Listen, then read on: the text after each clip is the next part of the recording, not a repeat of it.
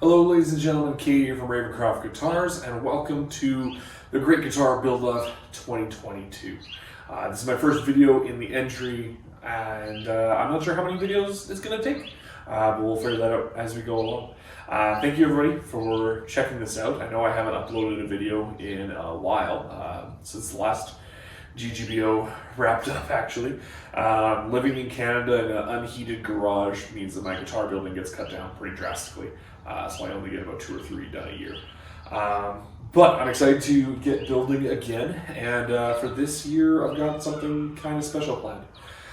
This guitar is not going to be auctioned off, and instead I'm also not keeping it because I'm going to be building it for Brendan, who is a friend of mine's little brother who has cerebral palsy. And he wants to play guitar, but struggles to play because of his disability. Part of the issue is, sitting in a wheelchair, having a guitar that actually fits between the arms of it, and another is that he doesn't have a whole lot of motion in his left hand, making it difficult to strum with that hand as well as to finger notes. So what I have done is I've come up with this design here. It's a modification of my Telltale designed guitar, which was my last build that I did just for myself. And we've got this large cutaway that makes it so not only does it fit between the arms of the chair when played normally, but that you can put this section between your legs and play in a little bit more of a vertical style. It's also left-handed. Right hand, he'll be able to, finger notes and everything. He'll be able to do tap-ons and pull-offs and everything that way, and potentially could get a thumb pick and use this hand to strum without having to move the wrist and with limited elbow movement. I'm not demonstrating it very well right now because it would be a little bit lower, but that's kind of the plan. So that kind of got me thinking about what kind of things we could do to make guitar building more accessible for people with disabilities. I think that there hasn't been enough innovation in guitar building in that field, and I think that's something that us as guitar builders, and whether we're hobbyists or professionals, that's something that we should be thinking about a little bit more. So we're going to do this with a multi-scale, so that it's a little more ergonomic for his good hand that will be doing all the strumming. We're also going to be putting raised side dots on the neck. The reasoning for that is because in addition to his physical disabilities, he's also visually impaired. So that will give him a checkpoint to feel with his thumb as he's playing, and the fret markers are all going to be high contrast. I haven't decided if I'm going to go with a silver or with a white or what. I'm going to kind of experiment and see what fits best with the fretboard and with the overall theme of the guitar. The switch is in the same spot that it would normally be in. However, the volume and tone knobs, rather than being down here, I've moved them up because of him basically being one-handed. This will make it easier for him to play, quickly make any adjustments instead of having to reach all the way across and scoot around the neck and everything. We're going to do a front-mounted jack for him so that it's not going to inhibit his chair or the arms of his chair by coming out the sides anywhere. Yeah, I think that's about it as far as the actual body itself. This is the template that we're going to work off of. Yeah, we're going to go with some humbuckers, just some basic humbuckers. He's a big fan of classic rock as well as more modern bands. He's a big fan of like Metallica, Nickelback, that kind of thing. So we're going to go with some humbuckers for him so he can be just loud enough to annoy his parents. With this, we're going to go, as far as materials, we have this big old slab of cherry. This is going to make up the body, and we're going to go with like a midnight blue, kind of cobalt blue, navy-ish color scheme with this. I'm going to actually paint it. I've never painted a guitar before, so we're going to experiment with that. For the top, I have this lovely piece of English walnut that we're going to use. That's going to be my topper. That's going to be left blank to really make sure that it's accented. Just an oil finish, maybe a clear coat instead of an oil. I haven't decided yet. I think I'll probably just do clear coat because I'm going to do clear coat with the paint as well, and that'll balance everything out. For the neck, I'm having trouble getting all my stuff. I need to clean my garage. For the neck, we're going to go with some sapele and then black walnut as our fingerboard. The neck is going to be painted, but obviously the fingerboard not. And then the headstock will have a top veneer made out of what's left over of the English walnut. I think that's about it as far as actual design decisions. Anything else that gets updated, I will make sure that I point out while we're doing it. Yeah, I don't know how many videos this is going to be. I will do one big supercut at the end when it's all done. But for now, we'll see. I think in this video, I'd like to get a good chunk of the body done. Probably get the body blank prepped, cut, maybe some weight reduction done, that kind of thing, and then maybe end with the glue up of the top. But before we get into any of that, last year I had to build a router sled. It was the first router sled I ever had to build. It was this lovely thing made out of spare plywood and too many screws. And I made a comment about how there's no great router sled build-off, and nobody took the bait. So we're going to raise the ante a little bit, and we're going to over-engineer a router sled. So let's get that done first, and then we can get it started leveling out that body blank and go from there. Enjoy.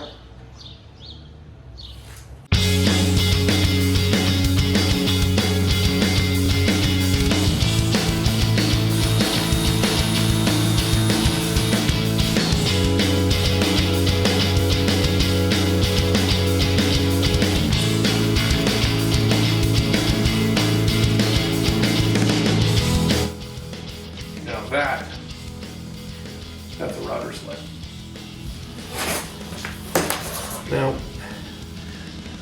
some of you may know I'm Canadian, and whenever I do things that are a little unorthodox in the garage, I'm reminded of an old Canadian proverb, we'll call it,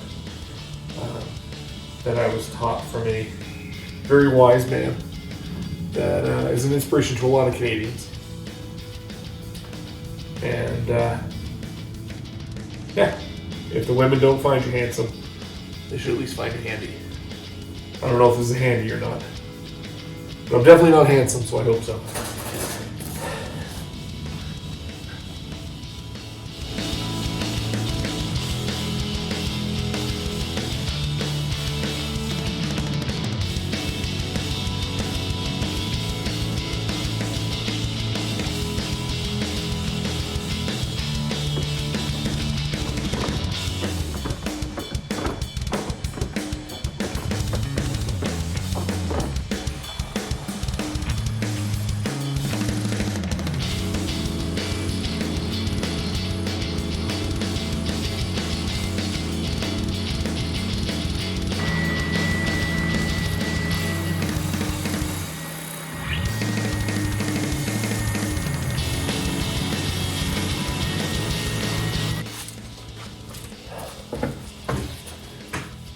Trick that I've learned in the couple of guitars that I've built is that it's always good on your template to draw which direction the router should be moving to avoid tear-out.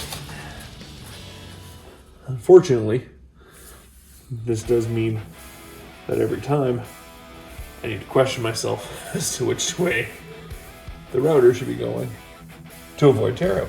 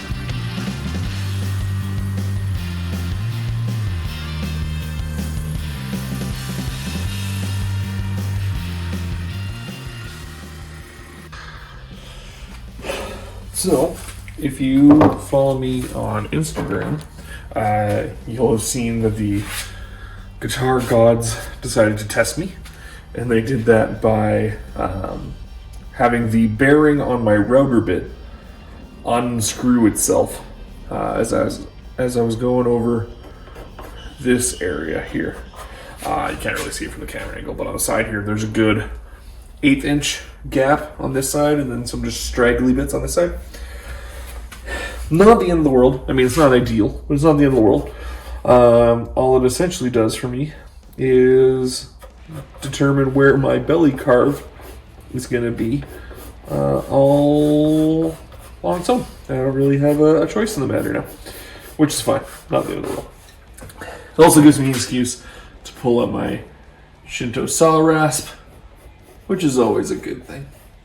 So we're just going to mark out here some pencil lines so that I kind of know where I'm carving, and then get to work.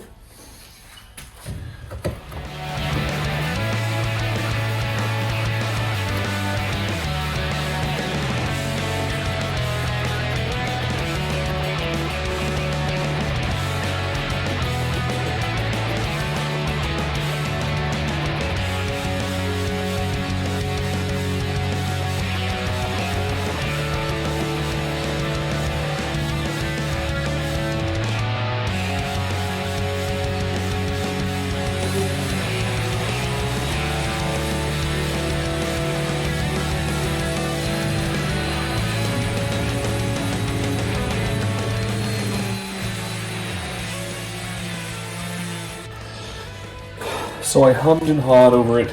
I was just going to put a bevel on this side and in here. And then I wasn't sure if I should do it around everything. And I think I've decided I'm just going to put a bevel on all of it. Should make it more comfortable for Brendan to play as well. It'll kind of give this like a inset look, I think. Is my goal at least. So, away we go.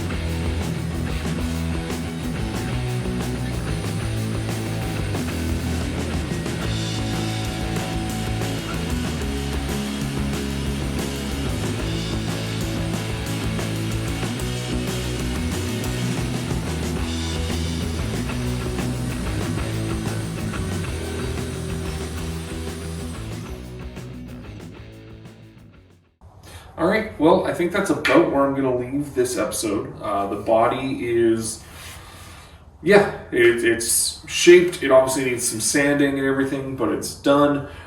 It's all glued up. I need to make the back cavity cover. Put that bevel on, and I really like it. I think that doing the bevel all the way around was the right choice. Next step is obviously going to be shaping the neck. I don't know when I'm going to be able to get started on that because I haven't been able to order the hardware yet.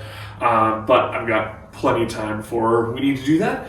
Unfortunately, as many of you know, guitar building is not exactly an inexpensive hobby.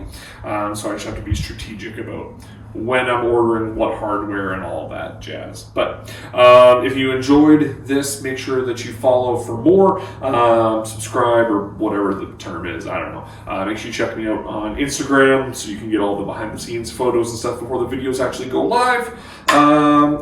Thank you so much for checking me out, and good luck if you're in Great Guitar Build Off on your own. Good luck on your builds, and I hope they're going well. So thank you very much, and we'll see you in the next one.